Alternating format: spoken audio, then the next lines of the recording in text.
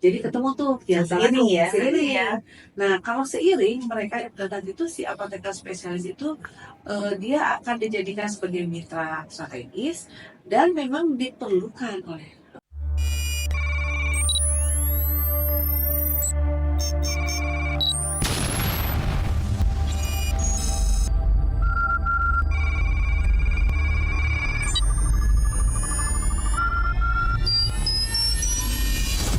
Welcome to the revolution. Selamat malam, ketemu lagi dengan saya Emi dan Panama Broadcast. Kita akan berbincang-bincang dengan narasumber pada malam hari ini. Beliau adalah Ketua Kolegium Ilmu Farmasi Indonesia ataupun biasa disebut dengan KIFI. Siapakah beliau? Prof. Kerry Lestari. Selamat malam, Prof. Selamat malam. Ya, Salam sehat. salam sehat selalu. Gimana tadi perjalanannya? Menyenangkan. Dikit, macet-macet dikit di kota Semarang ini ya. Tuh tadi kita nggak tahu. Oh, nggak terlalu macet, masih macet di Jakarta gitu ya. Boleh sedikit kita berbincang-bincang tentang apoteker spesialis. Nah, sebenarnya apa itu apoteker spesialis, Dok? Ya, jadi apoteker spesialis itu adalah pengembangan karir apoteker di jalur spesialis. Soalnya ada dua pengembangan karir. Itu ada dua jalur. Dia bisa ke spesialis atau ke advanced practice untuk praktek ya. Ya, kalau untuk akademik kan bisa jadi S1, S2, S3 undangannya. Nah, untuk menjadi seorang praktisi itu ada ke spesialis atau advanced practice. Jadi roadmapnya demikian. Tentunya sedikit berbeda ya. Beda. Nah, dia akan lebih memahami hal-hal spesialistik yang dia dapatkan yang sangat berbeda dengan profesi apoteker yang general. Contoh misalkan ada farmasi nuklir itu kan, apoteker general dia tidak mendapatkan itu. Iya. Namun dengan spesialis farmasi nuklir prakteknya, kemudian keilmuannya, kompetensinya itu berbeda dari apoteker yang general. Oh ya, berarti ada sedikit perbedaan apoteker spesialis dengan apoteker advance, gitu ya. Ya. Jadi kalau apoteker spesialis, dia itu memahami sesuatu yang sifatnya spesialistik, spesifik dalam. Ya. Nah, kalau apoteker generalis itu memahami sesuatu hal yang generalis tetapi advance. Ya.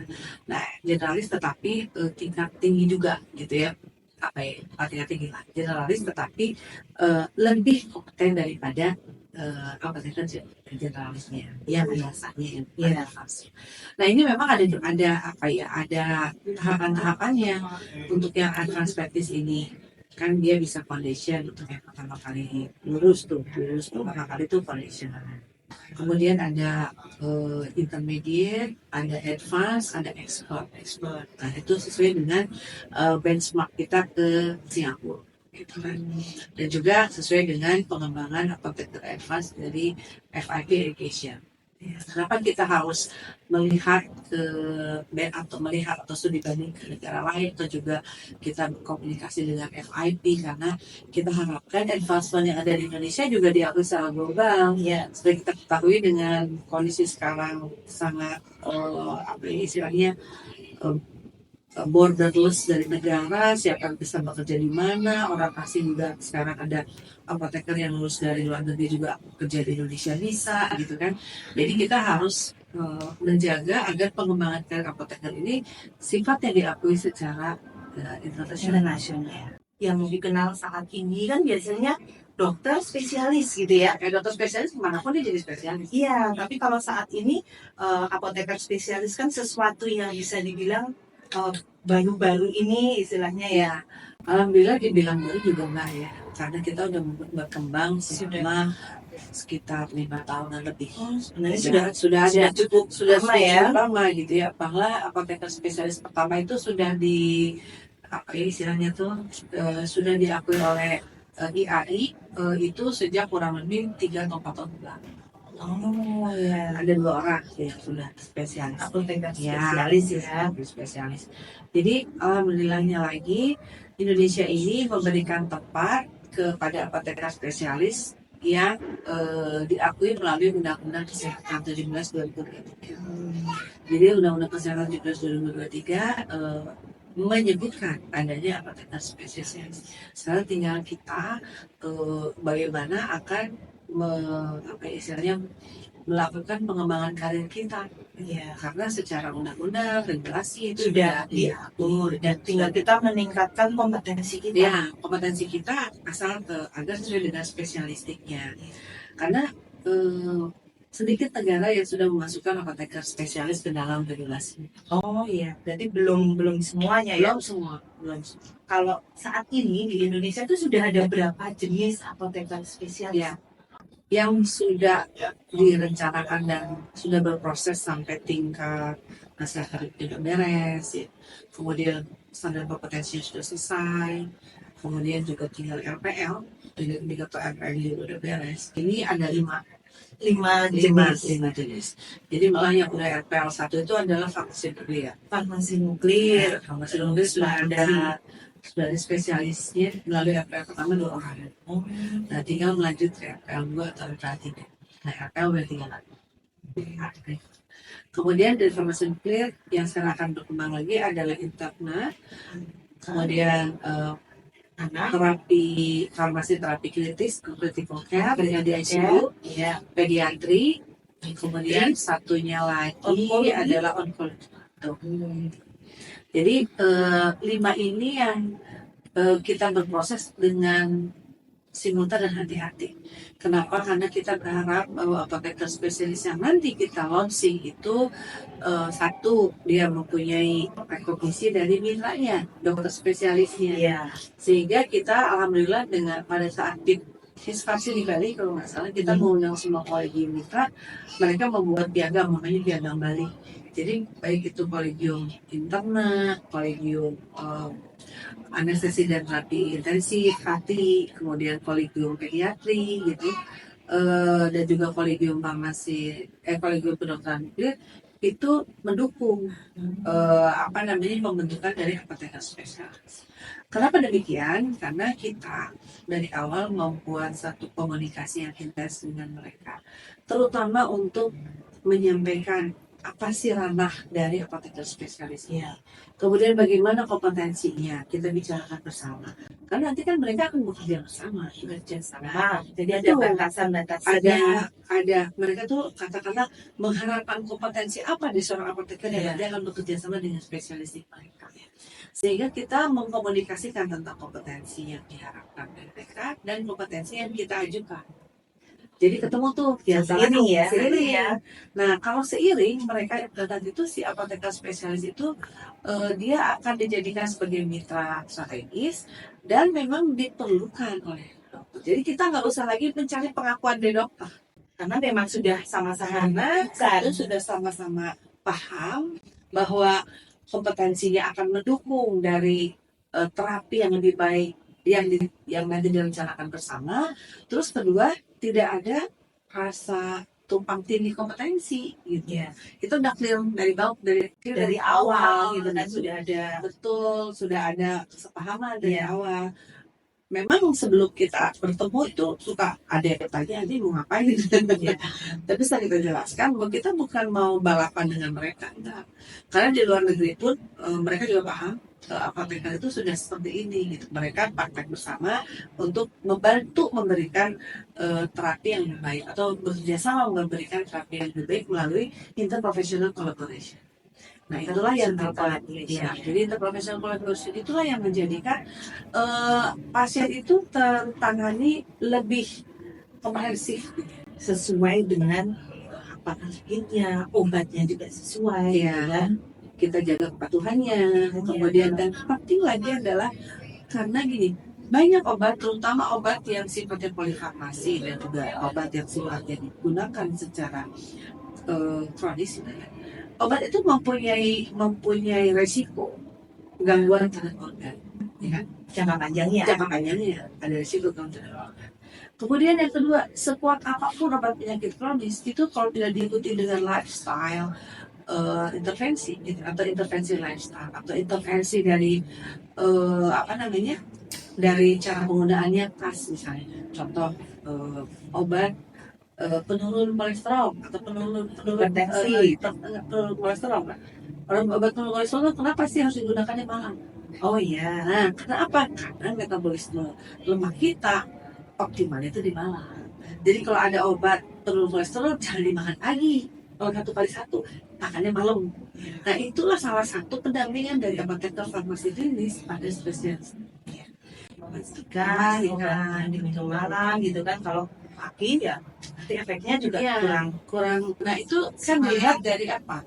Dilihat dari kemampuan patofisiologi dan kemampuan tentang kompetensi dia mengetahui memahami ini obat ini bagaimana karakteristiknya. Dimatchingkan tuh. Karena apa, begitu kita untuk patofisiologi kan kita tahu yang rusaknya di mana, Iya. defeknya di mana, atau terjadi gangguan di mana, sehingga kita memilihkan obat yang pas Iya. untuk digunakan oleh pasien yang pada akhirnya tidak memperburuk kondisi pasien. Nah, contoh misalnya orang yang prediabetik kalau dikasih suplemen urea yang akan memacu pengeluaran insulin, itu malah mempercepat terjadinya diabetes.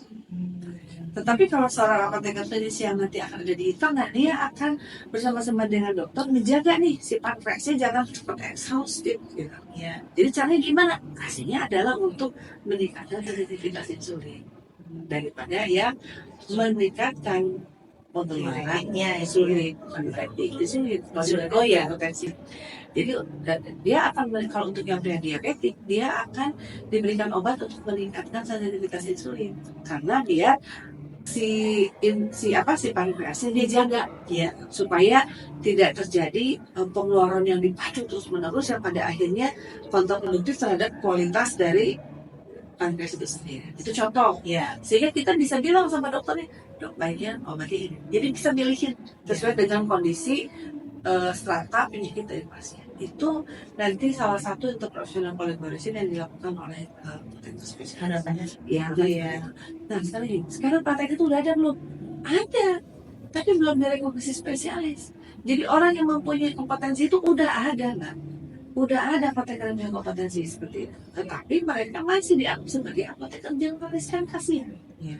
Ya, Itu kenapa ya? Apa Prof? Istilahnya ya karena kita nggak mau berkembang. Karena apotekernya kolegiumnya kita istilahnya dia sendiri yang istilahnya mungkin bisa dibilang takut dengan dokter. no. I mean gini, si orang ini itu dia udah punya kompetensi itu, Udah tahu kan udah tahu sebenarnya. dia kompetensi itu dan dia udah tak diketahui oleh dokter. Itu makanya menunjukkan bahwa setiap peer yang ada itu memang udah biasa mereka praktek seperti itu. Tapi gelarnya masih apa? Masih apoteker. Apa bedanya dengan kita misalnya? Contoh saya nih, saya lulus tahun 9 berapa ya? Sampai lupa ya. 92. Saya lulus tahun 92. Bapak lulus tahun berapa? Saya 2004 ya. 2004. Ini 92. Gelar itu apa apoteker? Iya. Kadang mungkin kompetensi kita berbeda. Iya. Misalnya Mbak di industri, saya di klinik. Iya. Tapi orang ketemu apoteker ini Sama gitu ya. itulah gitu nih apoteker yang kompetensinya apa sih gitu kan. Ya kita ke dokter mata nih, kita mata kita berair. Nggak akan cari ke dokter internis, nggak akan cari ke dokter kulit. Otomatis sudah Otomatis langsung cari ya. ke dokter mata gitu. Jadi intinya buat sistem kesehatan juga akan lebih baik karena ditangani oleh orang yang lebih ahli. Buat si pasien juga akan lebih fair karena bertemu dengan orang yang dia ingin dapatkan informasi terkait dengan masalah. Nah, buat kita apoteker juga lebih baik. Kenapa? Karena akan dapatkan komisi ke kita. Kita ini ahli di bidang apa? Di bidang nuklir kah? Di bidang internal kah? Jadi nanti belakang apoteker itu ada apoteker SP apa? Oh gitu. Berarti apoteker siapa terus langsung spesialis Spam, langsung SP, SM, kalau farmasi nuklir. Oh gitu. Jadi ada sedikit tambahan. Iya, ada tambahannya. Nah, kita lagi diskusikan apakah tambahannya di belakang ataukah misalnya APT di belakangnya APTN, APSFN. Jadi apoteker spesialis farmasi nuklir. Kayak dokter kecil, baru di situ Dokter kan di belakang. Bisa dokter di belakang. Iya. Dokter spesialis anak. SPA gitu kan. Oh iya. Ini biar nanti kita sinergi ya. Selama ini kan kita dokter ngeresepin apa, kita padahal tahu ahli sebenarnya polifarmasi nih, tapi ya kita sudah susah salah ambil gitu. segala gitu. Nanti sebenarnya gini, pada dasarnya apalagi di critical care, apoteker itu banyak pilihannya. Terutama kalau critical care itu kan lihat ini gimana sih keseimbangan cairan tubuhnya, keseimbangan asam basanya, keseimbangan elektrolit tubuhnya. Itu apoteker bisa menyampaikan, oh kalau kayak gini obatnya kasih, tapi elektrolitnya mesti diperbaiki dulu, kasih natrium dulu, kasih kalium dulu atau apa. Itu kan di critical care. Nah permasalahannya sekarang, apoteker yang critical care bisa tiba-tiba dimutasiin nanti ke IGD misalnya, atau tiba-tiba nanti dimutasiin ke wardnya, berarti kalau wardnya penyakit dalam masih nyambung, tapi wardnya anak misalnya, kan bisa kejadian seperti itu karena dia tidak declare spesialisasinya. Iya. Jadi kasihan nanti dia belajar lagi dari di ward yang baru, gitu. mengulang lagi. Nah, tapi kalau dia sekarang sudah tahu bahwa dia hanya dokter spesialis pediatri, mungkin nggak akan ditaruh di critical care. Iya. Dia di situ. Dan dia akan lebih ahli di situ karena apa? Dia terus-terusan sekian tahun kan ketemu pasien, ketemu masalah, obat-obat, jam terbangnya tinggi, tetap berpengaruh kan. Kan kalau sekarang kan jam terbangnya 2 tahun di sini, pindah ke sini, pindah ke sini. Itu yang terjadi. Terus Yang belajar terjadi. terus kan jadi Yang terjadi saat ini seperti itu kan. Baik. Terima kasih Prof. Sepertinya ini menarik sekali. Tetapi nanti kalau dibahas di sini semua, padahal kan ini sebenarnya masih apa ya, spill buat materi besok gitu ya. Nanti pastinya akan menjadi materi lagi gitu kan. Satu lagi nih Prof. Bagaimana dengan pendidikan apoteker spesialis? Siapa penyelenggara pendidikannya? Ya, kalau di kolegium saat ini, apoteker spesialis itu penyelenggara pendidikannya adalah perguruan tinggi farmasi. Makanya ada beberapa di saya sudah attach dengan itu. Seperti hari juga dokter spesialis. Cuman memang di Undang-Undang Kesehatan, pendidikan spesialis ini base-nya bisa juga rumah sakit. Di rumah sakit asal ada dokter spesialisnya atau asal ada apoteker spesialisnya. Nah ini belum diatur. Belum diatur. Kalau yang di rumah sakit belum diatur. Belum ya. Dan kita masih mengapai istilahnya itu berproses untuk di perguruan tinggi.